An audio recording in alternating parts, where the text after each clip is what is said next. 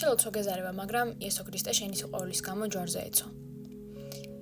შენ ბიბლიის კითხვისთვის ძალიან დაღლილი ხარ, მაგრამ იესო ქრისტემ უმძიმესი და უდიდესი ხის ჯვარი ატარა ზურგით მთელ მთაზე. შენ ძალიან მალე ბრაზდები და უბრალოდ ვერ იკავებ ბრაზს, მაგრამ იესო ქრისტეს აფურთხებდნენ, სცემდნენ და სილას აწნავდნენ ის ადამიანები, რომლებიც მის გვერდით უნდა მდგარიყვნენ. ეგ მღვდელმთავრები.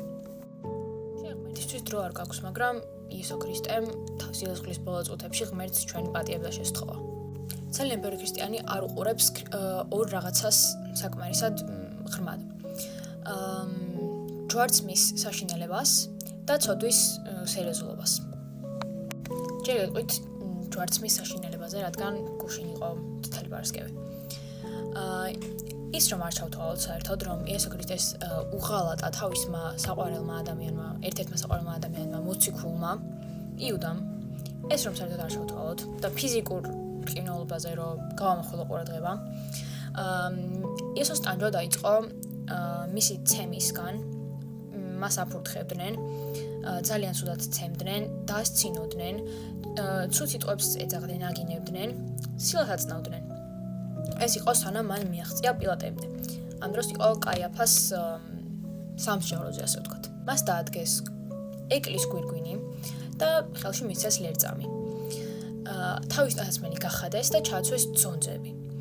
ამის შემდეგ ისევ აფურთხებდნენ, სცემდნენ, თავისივე ლერწამს, რომელიც მისცეს, ურტყავდნენ და დასცინოდნენ იმით, რომ მუხლებზე უჩოქებდნენ და ამას ხარავებდნენ, მოკლედ რა ვთქვათ.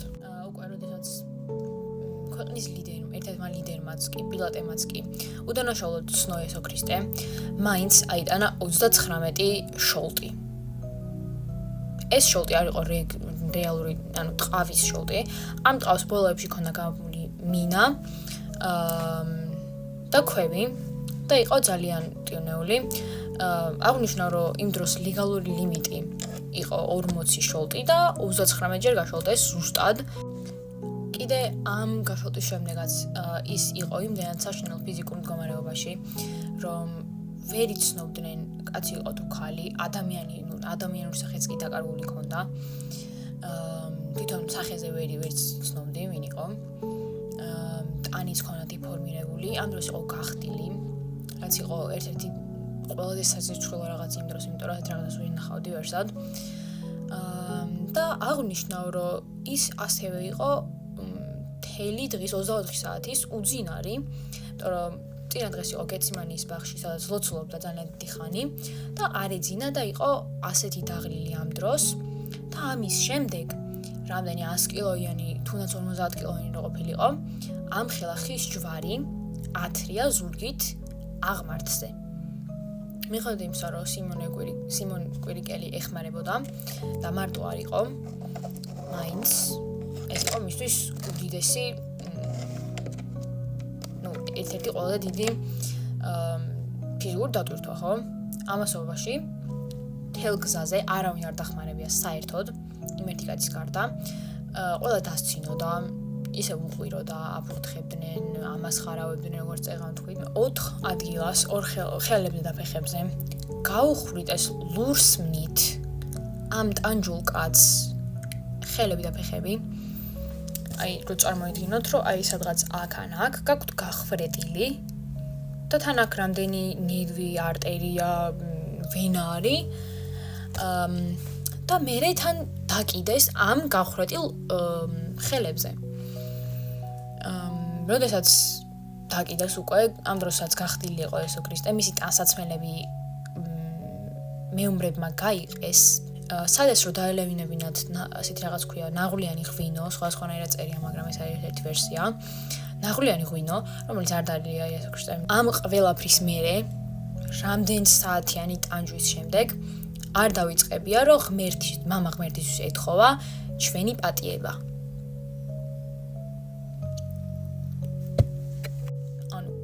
ფილმი ნახე იქნებათ ალბათ ქრისტეს უნებანი.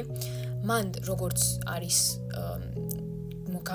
წარმოჩენილი იესოს წამება იყო მაგაზე რამდენჯერ უარესი, იმიტომ რომ ფიზიკურთან ერთად იესო ქრისტე იყო სრულიად უდანაშაულო და ამ ყველაფერს აკეთებდა მხოლოდ სიყვარულის გამო. მხოლოდ სიყვარულის გამო. ანუ მასზე არანაირად არ იმსახურებდა ამ დანაშაულს, ხო? ანუ ჩვენ ადამიანები ვართ, რაღაც რო შემოთხოვა, შეიძლება ვიმსახურებდეთ, ხო, რაღაცა ცუდს გააკეთებ და რაღაცა შენ ცუდი დაგემართება. იმსახურებ, მაგრამ იესო ქრისტეს რაც დაემართა, არა ეგეთი სიმძიმე რაღაც არავის არ დამართნია ისტორიაში, იმიტომ რომ არანაირ დონეზე არ იმსახურებდა მის წამებას და ტანჯვას. რადგან ის მოსიყვარულე ღმერთი უნდა იყო, რომ წლებია არაფერი გაგიკეთებია იმის გარდა, რომ სიყვარულს არ ვცელებდი, ხალხს კურნავდი, არჩენდი და რითიკოს ხოვენ, რომ ჯვარზე გაკრავენ და ტანჯავენ და გაწამებენ. და მაინც არ დავიწყე იესო ქრისტეს ჩვენი პატიება. და მაინც გვაპატია. ღმერთმა გამოიარა ასეთი საშინელი რაღაც. ჩვენმა ღმერთმა, რომელსაც უნდა ველაპარაკებოდეთ ყოველ დღე. რომელიც ეს მას კი არ ჭირდება არანაირად. მამა ღმერთს რას სჭირდებოდა, რომ თავისი ერთადერთი შვილი გამოიგზავნა დედამიწაზე. ეს ამ შვილს 30 წელი ეცხოვრა თავისუფლად, შემდეგ გაევრცელებინა სიყვარული ყველანაირი გზით ქვეყანაზე და შემდეგ მომკვდარიყო და ტანჯულიყო. და შემდეგ აღმსდგარიყო, რა თქმა უნდა. ეს რას სჭირდებოდა არანაირად, ეს ქრისტეს ჯვარცმა, ქრისტეს დედამიწაზე მოვლინება და აღდგომა მოხდა მხოლოდ შენი გულისთვის. ამას რა თქმა უნდა ჩემ თავზეც ვიძახი, იმიტომ რომ მეც ძალიან როგორც ყველა ცოდვილი ადამიანი ვარ და ამ ვიდეოთი ჩემ თავსაც ვესაუბრები. და არის ისა ვიწყე, ლოცვა რომ გვეზარება თუნდაც. ეს არის იმდენად გაუაზრებელი რაღაც, რომ მეც ძალიან ბევრჯერ მიმართება, ახლაც მიმართება ხოლმე, ადრეც დამართნია და მომავალშიც დამემართება. რომ წევხარ, სკროლავ, ფიქრობ, რომ ცოტა ხანი ავსკროლავ და მერე გადავდებ ტელეფონს.